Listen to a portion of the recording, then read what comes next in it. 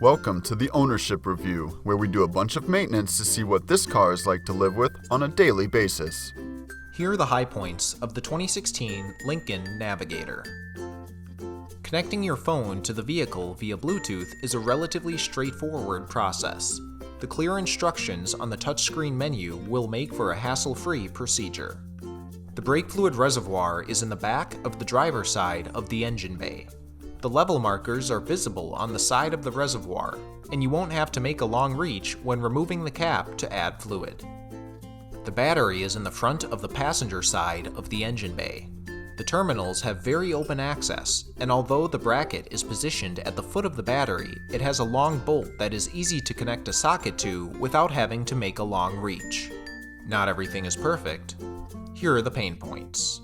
All of the headlights have very convoluted access.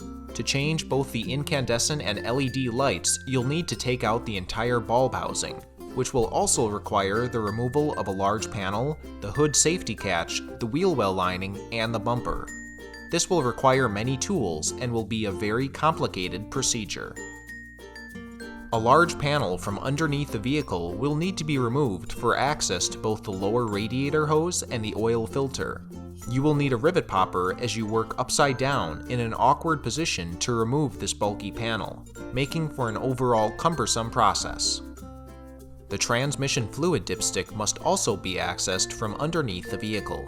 You will have to use a 19mm socket in order to disconnect the dipstick from a cramped position, which will make it difficult to reliably check the fluid level. Overall, the 2016 Lincoln Navigator is a difficult car to maintain and is only recommended for those with prior knowledge in vehicle maintenance.